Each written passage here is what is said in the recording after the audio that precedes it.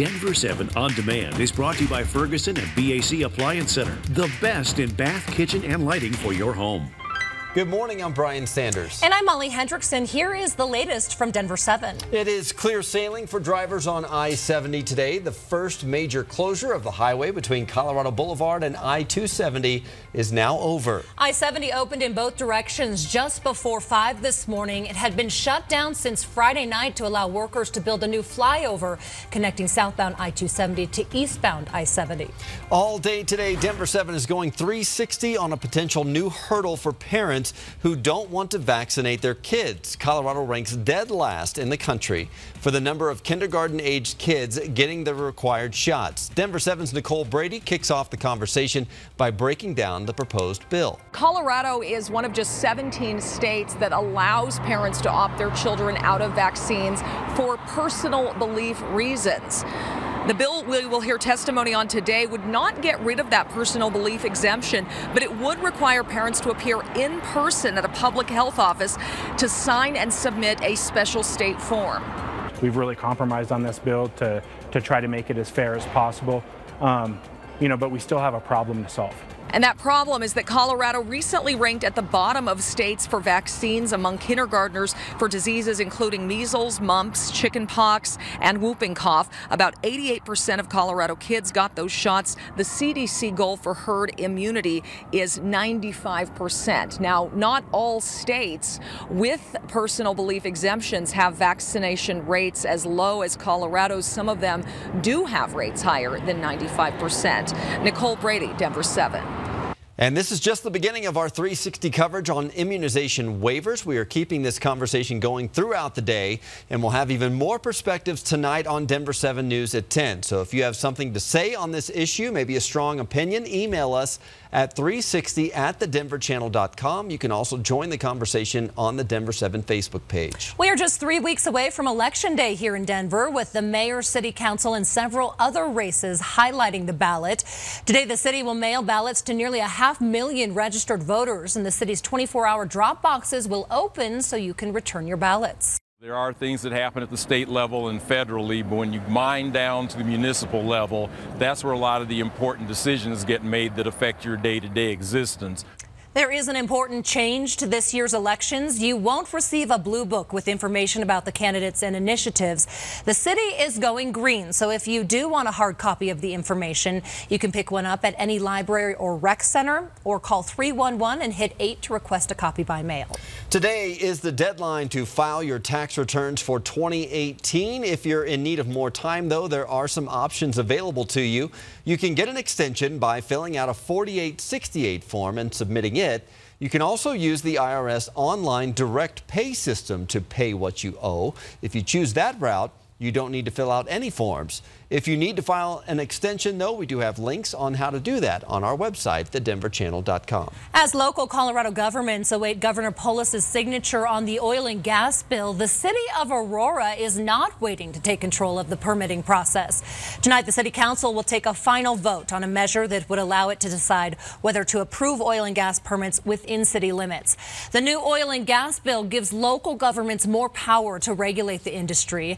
It requires they focus on health and safety. Under the bill, the Colorado Oil and Gas Commission will have 30 days to create new criteria for evaluating drilling operations for health and safety.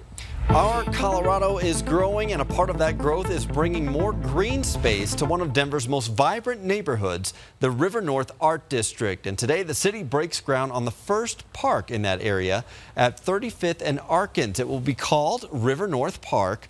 Neighborhood leaders plan to lease buildings around the site to create a new art center around the park. We have to raise about a couple $1 million to renovate the buildings, but we're working hard on that. And the idea is to really bring in some really great cultural partners. We've been talking to the Denver Public Library, we've been talking to Focus Points, a few really great organizations, Redline, to help us really be able to kind of create this arts destination. So after the park and arts center are created, the next big project will be the pedestrian walkway from 29th to 38th on the side of the South Platte River. That will be partially paid for by recent bonds approved by Denver voters. We have long known how popular Hanging Lake is for natives and newcomers to our great state. This is the first year people have to get a permit to visit the area, and the number of people signing up is already high. According to the U.S. Forest Service, more than 6,100 people have already put in a reservation. Officials say July is a very popular month, but there are still plenty of spots available for between May and October. And starting next month, a shuttle will be running to take hikers to the trailhead. It is that time of year when it is warming up and the trees are budding across the state. Like every year, though, the Colorado Department of Agriculture has its hands full with pests wreaking havoc on our beautiful trees. Denver 7's Eric Lufer has a look at what experts are seeing this year and how we can keep the bugs from spreading. We will start with the two pests that have been giving the Department of Ag a headache for a while now, the emerald ash borer and the Japanese beetle, and they are back this year. Denver, Boulder, and Pueblo have high numbers of Japanese beetle. They eat away at your foliage. They love fruit trees, linden trees, roses, and grapes, just to name a few. The emerald ash borer kills our ash trees. It still hasn't spread beyond Boulder County, though. So this year there will be a continued effort to keep that away. There are also pests on the East Coast that we never want to see here. Pests like gypsy moth that are in the eastern part of the U.S. that we are watching for, monitoring, so that we can hopefully detect them early if they do enter Colorado, and then mitigate or eradicate as appropriate. You can be part of the solution, Podorf says. If you are buying a tree, shrub, or perennial, buy from a reputable source, a trusted landscape contractor, the local nursery or garden center.